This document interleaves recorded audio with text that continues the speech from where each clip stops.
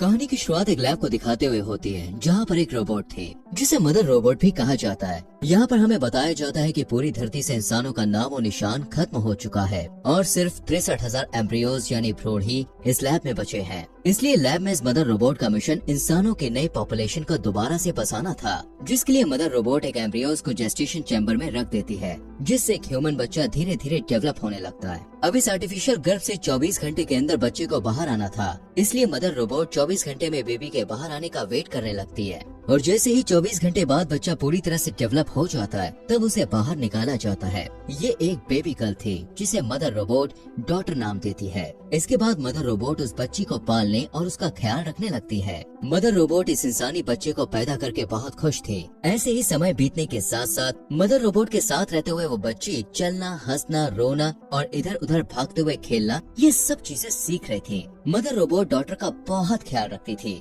वो उससे बातें करती, उसे खाना खिलाती और उसे हर रोज कई बुक्स पढ़ के भी सुनाती। ऐसे ही बीतते समय के साथ साथ डॉटर अब बड़ी हो रही थी, जिससे अब मदर रोबोट डॉटर को कई विषयों की जानकारी देने लगती है कि जैसे ब्रह्मांड क्या है, ह्यूमन हिस्ट्री, इंसान कहां से आए और वो कौन थे, ये सब मदर रोबोट डॉटर को बताती है। डॉटर बहुत ही ब्रिलियंट माइंड वाली थी। ये सब जानकर उसमें और ज्यादा क्यूरियोसिटी बढ़ रही थी। वो और भी ज्यादा नॉलेज इकट्ठा करनी शुरू कर देती है। ऐसे ही एक दिन डॉटर मदर रोबोट से पूछती है कि मेरे अलावा इस लैब में और कोई बच्चा क्यों नहीं है और धरती पे से सारे इंसान कहाँ गायब हो गए। जिस पर मदर रोबोट उसे बताती है कि इंसानों के बीच बहुत बड़ी जंग हुई थी और उस जंग में सभी इंसान आपस में ही लड़कर मर गए थे। इसके बाद मदर रोबोट उसे लेकर एम्ब्रियोज रूम में जाती है, जहाँ वो डॉटर को दूसरे एम्ब्रियोज दिखाती है। वो डॉटर को बताती है कि धरती पर एनवायरनमेंट पूरी तरह से खराब हो चुका है, जिसकी वजह से धरती पर इन्फेक्शन फैल रहा है और इसलिए मैं तुम्हें इस लैब से बाहर नहीं जाने दे सकती,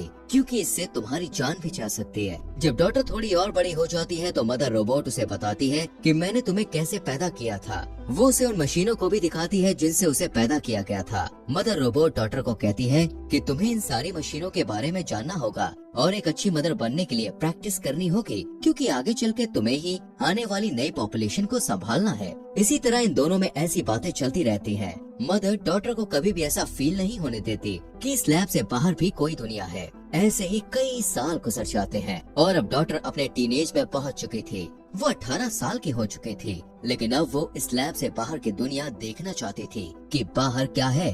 डॉटर हमेशा सुबह उठकर ब्रेकफास्ट करते हुए अपने टैबलेट पर वीडियोस देखा करती थी।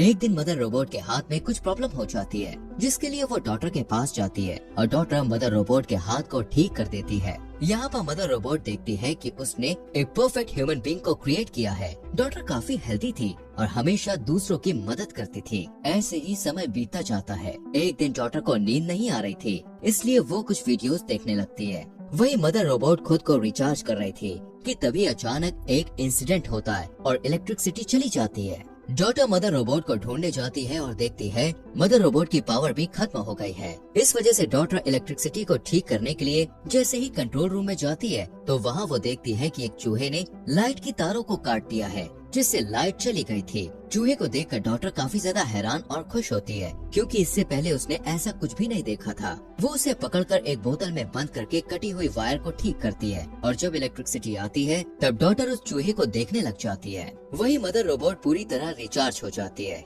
यहाँ पर डॉटर मदर रोबोट को वो चूहा दिखाती है, जिसे देखकर मदर रोबोट थोड़ा घबराई हुई कहती है कि इस चूहे के अंदर आने का मतलब है कि एयरलॉक में कुछ गड़बड़ है, जिस वजह से बाहर की प्रदूषित हवा हमारी लैब में लीक हो रही है। वो कहती है कि हो सकता है ये चूहा भी इन्फेक्टेड हो। इतना कहते हुए मदर रोबोट डॉटर के सामने ही उस चूहे को जला देती है। डॉटर को मदर रोबोट के इस बिहेवियर पर बहुत गुस्सा आता है। इसके बाद मदर रोबोट उस एयरलॉक को डिकंटामिनेट करती है और इस एरिया को क्वारंटीन कर देती है। कुछ दिन के बाद डॉटर का बर्थडे होता है और मदर रोबोट उसे गिफ्ट देती है। थोड़ी देर बाद मदर रोबोट जब खुद को रिचार्ज कर रही होती है तो डॉटर को एयरलॉक की तरफ से कुछ आवाज सुनाई देने लगती है, लेकिन जब डॉटर एयरलॉक की तरफ चेक करने जाती है तो उसे वहाँ कुछ दिखाई नहीं देता। यहाँ पर डॉटर डिसाइड करती है कि वो बाहर की दुनिया को देखने जाएगी, जिसके बाद वो एक प्रोटेक्टिंग सूट पहन लेती है कि तभी फिर से उसे कुछ आवाज आती है और जैसे ही वो उस लैब का फर्स्ट एयरलॉक खोलती है तो उसे फिर से एक औरत की मदद के चिल्लाने की आवाज आती है। यहाँ पर डॉटर एक प्रोटेक्टिंग सूट अपने पास रख लेती है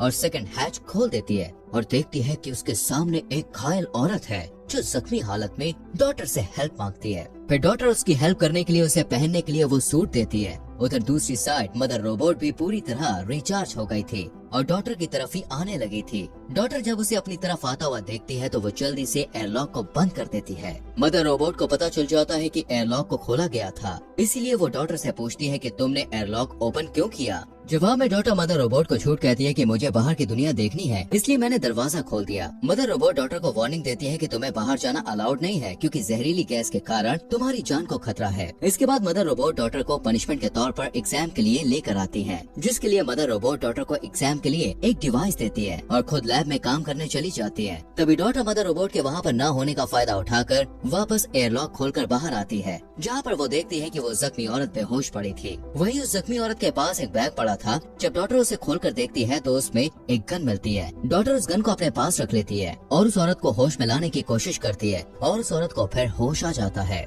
यहाँ पर डॉक्टर ये सोचने लगती है कि मदर रोबोट ने मुझे बताया था कि इन्फेक्शन की वजह से धरती पर सारे इंसान खत्म हो चुके हैं, इसलिए डॉक्टर उस औरत को देखकर बहुत ज्यादा हैरान होती है और बाहें फैलाए हुए इन्फेक्शन का कोई भी असर उस औरत पर दिखाई भी नहीं दे रहा था। डॉक्टर उस जख्मी औरत को लेकर लैब में जाती है और उसे वहाँ पे छुपा देती है और उसके लिए मेडिसिन लेने चली जाती है। मेडिसिन ढूंढते वक्त डॉक्टर को थोड़ी चोट लग गई थी, लेकिन तभी वो मदर रोबोट को उस रूम के बाहर से गुजरता हुआ देखकर छुप जाती है। वहीं वो औरत लैब में मदर रोबोट को देखकर घबरा जाती है। वो जल्दी से डॉटर को उसकी गन देने को कहती है। अब डरी हुई डॉटर उसे उसकी गन वापस दे देती है। उस औरत की हरकतें देखकर डॉटर और भी ज्यादा घबरा गई थी। वहीं मदर रोबोट वापस एग्जाम रूम में जाती है और डॉटर को वहां ना पाकर उसे ढूंढते हुए डॉटर और उस औरत को एक साथ देख लेती है। तभी मदर रोबोट को देखकर वो औरत मदर के ऊपर गोलियां चलाना शुरू कर देती है, जिनके बाद मदर रोबोट पर कोई भी असर नहीं होता। मदर रोबोट उसे पकड़कर काफी टॉर्चर करने लगती है, लेकिन ये देखकर डॉटर मदर रोबोट को उसे मारने से रोक लेती है। टॉर्चर की वजह से उस औरत को काफी चोट पहुंची थी, इसलिए डॉटर मदर को उसकी हेल्प करने के लिए कहती है। डॉटर की बात मानकर मदर रोबोट उस औरत को छोड़ देती है और उसका ट्रीटमेंट करने के लिए उसे वहाँ से मेडिकल रूम ले जाती है।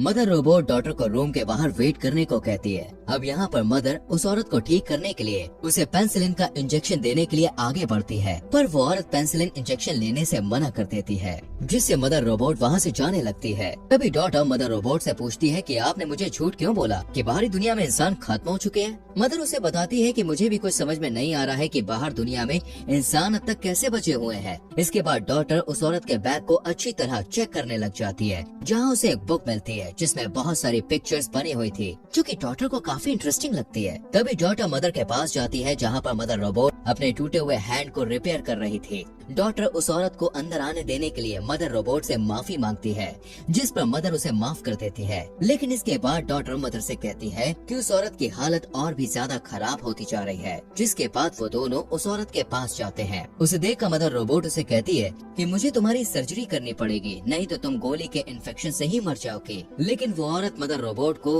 उससे दूर रहने के लिए कहती है। इस सिचुएशन को देखते हुए डॉटर मदर रोबोट की हेल्प से खुद ही उस औरत की सर्जरी करने लगती है और बुलेट्स को उसकी बॉडी से बाहर निकाल लेती है। इसके बाद वो दोनों एक दूसरे से बातें करने लगते हैं। वहीं उनकी सारी बातें मदर रोबोट सुन रही थी। एक दिन वो औरत डॉटर को बताती है कि जब वो लोग एक खान में काम कर रहे थे तो एक रोबोट ने उसके भाई को मार दिया था। यहाँ पर उस औरत के बताने से डॉटर को पता चलता है कि बाहरी दुनिया में मदर रोबोट जैसे और भी रोबोट्स हैं, जिन्होंने लगभग 90% इंसानों का खात्मा कर दिया है। वो औरत डॉटर को एक बुक निकालकर कुछ पिक्चर्स दिखाते हुए कहती है, इसमें जितने भी पिक्चर्स तुम्हें दिखाई दे रही हैं, ये सभी सर्वाइवर्स हैं और वो सभी एक साथ ही रहते हैं और इन रोबोट से बचते फिर रहे हैं, क्योंकि जैसे ही कोई रोबोट इंसान को देखता है तो उसे तुरंत मार देता है। वो औरत डॉटर को मदर रोबोट के साथ न रहने को कहती है। अब जब इन दोनों की बातचीत चल रही थी, तभी इसी बीच मदर रोबोट वहाँ आ जाती है और डॉटर को एग्जाम के लिए अपने साथ ले जाती है। अब क्योंकि मदर रोबोट ने उस औरत की सारी बातें सुन ली थी, इसलिए वो डॉटर को कहती है कि उस औरत की बातों पर तुम्हें ध्यान नहीं देना चाहिए, क्योंकि वो झूठ बोल रही है। इसके बाद मदर रोबोट डॉटर का साइकोलॉजी, फिजिकल और मेडिकल टेस्ट लेती है, जिसमें डॉटर काफी अच्छा स्कोर करती है। इसके लिए मदर रोबोट उसे रिवॉर्ड देने के लिए एम्ब्रियोज रूम में ले जाती है और उसे कहती है कि इन एम्ब्रियोज में से किसी एक एम्ब्रियो को सेलेक्ट कर लो। अब डॉटर को शुरू से ही अपना एक भाई चाहिए था, इसलिए वो एक मेल एम्ब्रियो को चुनती है। रात में जब मदर रोबोट रिचार्ज हो रही थी तब डॉटर मदर रोबोट के ब्रोकन आर्म की हेल्प से उस कैबिनेट को ओपन करती है जहाँ बुलेट्स रखी हुई थी। यहाँ पर डॉटर को पता चलता है कि मदर रोबोट उससे झूठ बोल रही है, क्योंकि मदर रोबोट ने डॉटर से पहले 3 और एम्ब्रियो से जो बच्चे पैदा किए थे वो बच्चे भी पूरी तरह से डेवलप हो चुके थे। और जैसे ही वो बच्चे बड़े हुए तो मदर रोबोट ने उनका टेस्ट लिया था, जिसमें उन बच्चों ने अच्छा स्कोर नहीं किया, जिसके लिए मदर रोबोट ने उन बच्चों को शूट करके मार डाला था। थोड़ी छानबीन करने पर डॉटर को वहाँ उन बच्चों की हड्डियाँ भी मिलती हैं। ये देखकर डॉटर मदर रोबोट से काफी ज्यादा निराश हो जाती है। वो पूरी तरह से अंदर से टूट चुकी थी और वहीं बैठकर रोने लगती है। वो सोचती है कि जिस मदर रोबोट ने उसका ख्याल रखा उसके लिए इंसानों की कोई वैल्यू ही नहीं है। डॉटर रोते हुए वापस उस औरत के पास जाती है और वो औरत उसे अपने साथ चलने को कहती है, लेकिन डॉटर उसके साथ जाने से मना कर देती है। डॉटर कहती है कि उसने भाई के तौर पर जिस एम्ब्रियो को चुना है वो कल बाहर आने वाला है और वो उसे छोड़कर नहीं जाना चाहती है। वो कहती है कि जब वो चैम्बर से बाहर आ जाएगा तब वो लोग उसे भी अपने साथ ले जाएंगे और बाकी एम्ब्रियोज को बचाने के लिए वापस लैब में जाएंगे। वही मदर रोबोट को उनकी सारी बातों का पता चल गया था। अगले दिन जब डॉटर बाहर जाने से पहले खाने पीने और जरूरी सामान को इकट्ठा कर रही होती है, तभी मदर रोबोट उससे पूछती है कि ये तुम क्या कर रही हो, जिस पर डॉटर मदर रोबोट से झूठ बोलती है कि वो सारी चीजों को अपने भाई के साथ टाइम स्पेंड करने के लिए इकट्ठा कर रही है। लेकिन मदर रोबोट डॉटर को किचन में ले जाती है और उसे अगले खाने के फॉर्मूला को मिक्स करना सिखाने लगती है कि तभी वो डॉटर से कहती है कि तुम एक अच्छी बहन बन सकती हो। जिसके बाद वो किचन से बाहर आकर डॉटर को किचन में ही लॉक करके उस औरत के पास जाकर उसे कहती है कि मुझे तुम्हारी और डॉटर की सारी प्लानिंग के बारे में कल ही पता चल गया था। इतना कहते हुए वो उस औरत को काफी ज्यादा टॉर्चर करने लगती है। वहीं इसी दौरान डॉटर लिक्विड नाइट्रोजन की मदद से उस रूम के ग्लास को तोड़कर बाहर निकल जाती है। दूसरी तरफ वो औरत मौका देकर अपने वेपन से मदर रोबोट पर अटैक करती है, पर मदर रोबोट को उससे कुछ भी नहीं होता और वो उसे मारने ही वाली थी कि तभी डॉटर फायर अलार्म को एक्टिवेट कर देती है, जिससे मदर रोबोट डिस्ट्रैक्ट हो गई थी और वो उस औरत को छोड़कर फायर का पता लगाने के लिए चली जाती है। वहीं वो औरत और डॉटर एक साथ मेन डोर की तरफ भागने लगती है, लेकिन तभी वहाँ मदर रोबोट आ जाती है, जिससे वो औरत मदर रोबोट को कहती है कि मेन डोर खोल दो वरना मैं डॉटर को मार दूंगी। यहाँ पर मदर रोबोट डॉटर को बचाने के लिए डोर ओपन कर देती है। अब वो औरत डॉटर के साथ बाहर निकल जाती है। बाहर की दुनिया पूरी तरह से बर्बाद हो चुकी थी। वहाँ इंसान, पेड़ पौधे और जानवरों का नामो निशान नहीं था। यहाँ तक कि जमीन भी पूरी तरह से बंजर हो चुकी थी। किसी तरह डॉटर और वो औरत वहाँ से भाग जाते हैं। भागते हुए डॉटर देखती है कि कुछ रोबोट्स वापस से दुनिया को बेहतर बनाने की कोशिश कर रहे हैं। कुछ टाइम बाद वो औरत डॉटर को लेकर एक कंटेनर पर पहुँचती है, जहाँ डॉटर पहली बार ओशन को देखकर बहुत खुश थी, लेकिन वो हैरान थी कि बाकी के सर्वाइवर्स कहाँ हैं। जब वो उस औरत से ये सवाल पूछती है तब वो औरत बोलती है कि वो लोग काफी साल पहले माइंस में रहा करते थे, पर खाना न मिलने की वजह से बाकी सर्वाइवर मर गए, जिससे वो रोबोट से बचने के लिए इस कंटेनर में रहकर ही जिंदगी जीने लगी थी। वो डॉटर को बताती है कि अब पूरी दुनिया में कोई भी सर्वाइवर नहीं बचा है और वो दोनों ही आखिरी 2 इंसान हैं। ये बात सुनकर डॉटर काफी हैरान परेशान हो जाती है और रोने लगती है और कहती है कि तुमने मुझसे कितना बड़ा झूठ बोला।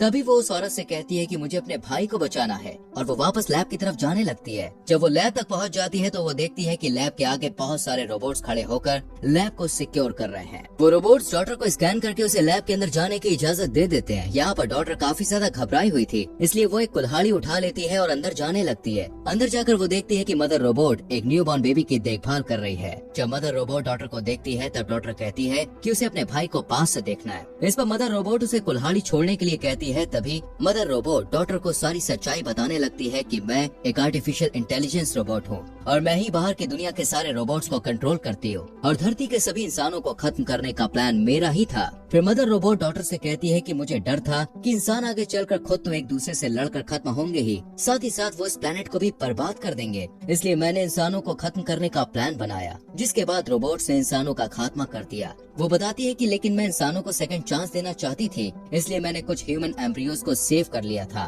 ताकि उनकी मदद से मैं इंसानों की एक नई जनरेशन को दोबारा से खड़ी कर पाऊँ और वो ह्यूमंस एक दूसरे के साथ प्यार से रहें और अपने प्लांट का भी ख्याल रखें। तभी डॉटर कुल्हाड़ी को नीचे रख देती है और अपने भाई को गोद में उठा लेती है। इसके बाद डॉटर मदर रोबोट से पहले के 3 बच्चों को मारने का कारण पूछती है, जिस पर मदर रोबोट उसे कहती है कि तुमने इस बच्चे को बहुत टाइट पकड़ा है। तभी डॉटर वहाँ से भागने लगती है। मदर रोबोट उसके पीछे जाती है और डोर में फंस जाती है। इस बीच डॉटर को एक गन मिलती है। वहीं मदर रोबोट खुद को वहाँ से छुड़ा लेती है। जब मदर रोबोट डॉटर के पास पहुँचती है तो डॉटर उसकी तरफ गन पॉइंट कर देती है। मदर रोबोट उसे दो ऑप्शन देती है कि या तो तुम मेरे साथ रहकर अपने भाई का ध्यान रखो या फिर मुझे मार दो। मदर रोबोट उसे बताती है कि असल में मुझे एक ऐसे लीडर की तलाश थी जिसका दिमाग एकदम सुपर कंप्यूटर जैसा हो, और इसीलिए मैंने तुमसे पहले जो 3 बच्चे पैदा करके बड़े किए थे उनमें तुम्हारी जैसी क्वालिटीज नहीं थी, जिस वजह से मैंने उन्हें मार डाला था। वो डॉटर को बताती है कि अब मुझे तुम मिल गई हो और तुम्हारा दिमाग लाजवाब है, इसलिए अगर आने वाली जनरेशन परफेक्ट नहीं भी होती तो तुम उन्हें लीड करके परफेक्ट बना सकती हो।